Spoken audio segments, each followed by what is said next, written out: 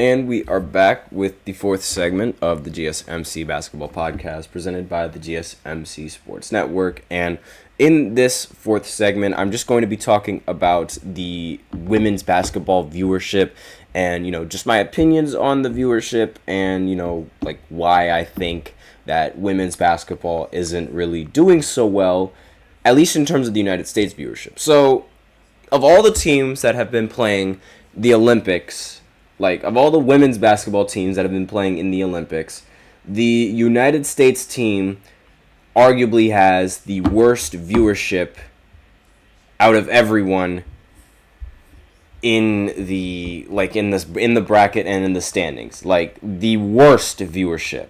No one watches the United States basketball team as much as they watch other teams. And I think part of that reason is because the women's team, the women's basketball team, is just that much better than every other national team. The United States women's basketball team is that much better than a majority of the national teams, that every single game that they play is just a blowout 9 out of 10 times, right?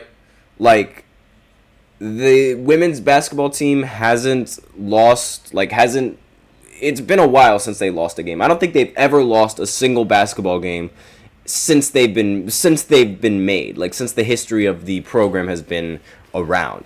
And on top of that, women's basketball is really difficult to sort of gain traction, and at least in the international.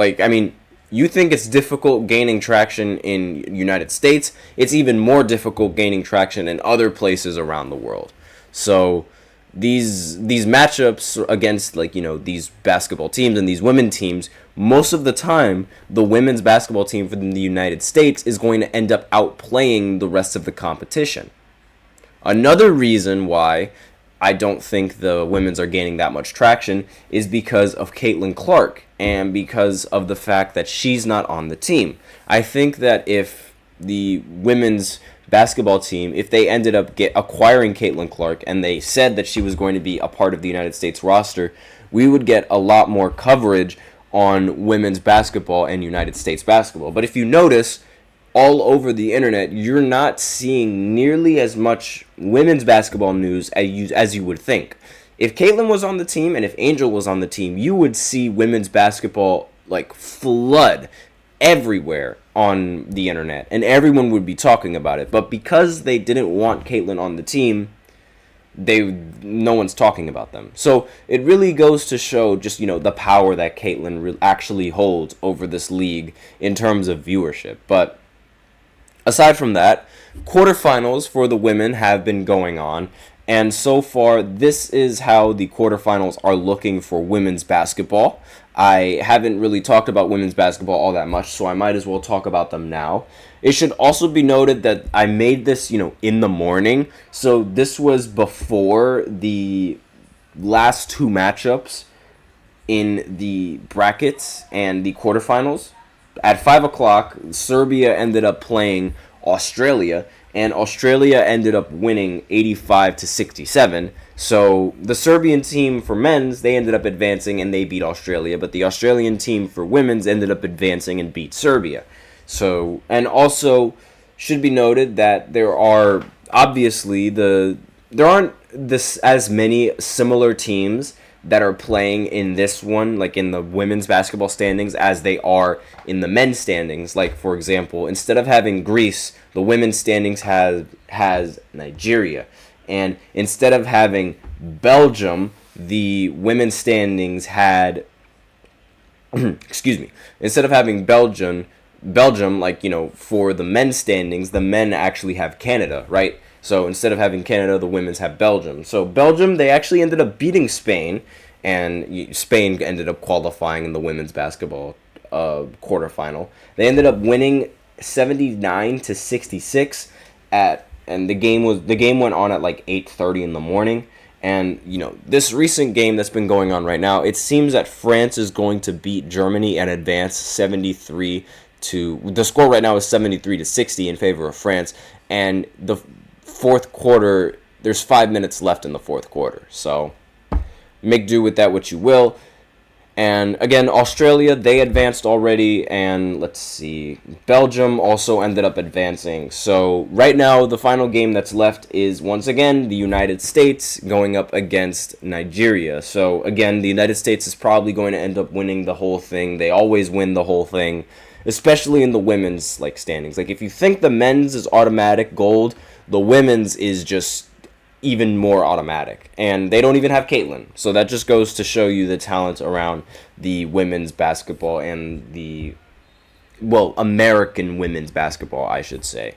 And that's really like, that's really all that I'm actually, you know what? No, that's not all that I have to say about this. Let me actually go ahead and pull up some of the box scores of this game and talk about some of the players, because like again, there isn't really that much talk about these performances, because again, Caitlyn, I really think that if Caitlyn was playing in these games, that a lot more people would talk about these standings. But Jackie Young for the United States ended up scoring 19 points and recorded 4 steals as well. Aja Wilson also scored 14 points and 3 rebounds and 4 steals in the game between Germany. And like, I mean, the United States, they were also one of the very few flawless teams in the standings. Germany was in the same standings as the United States, but right now, I mean, it seems like they're losing to France as well.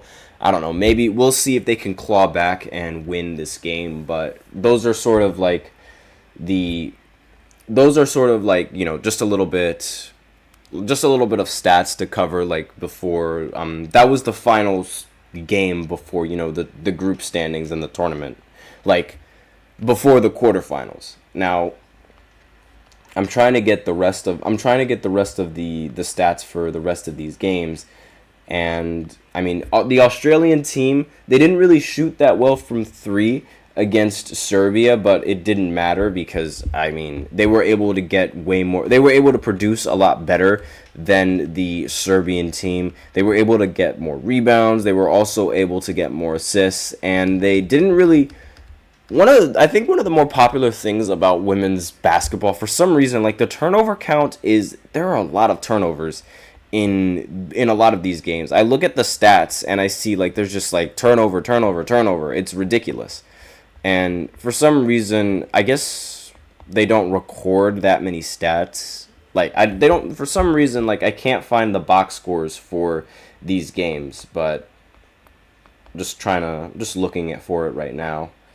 I mean, again, like Serbia, the game was never close against Serbia. I'm just looking at the point differential. And every single time, in every single quarter, the Australian team just outscored the Serbian team by 10 or so points.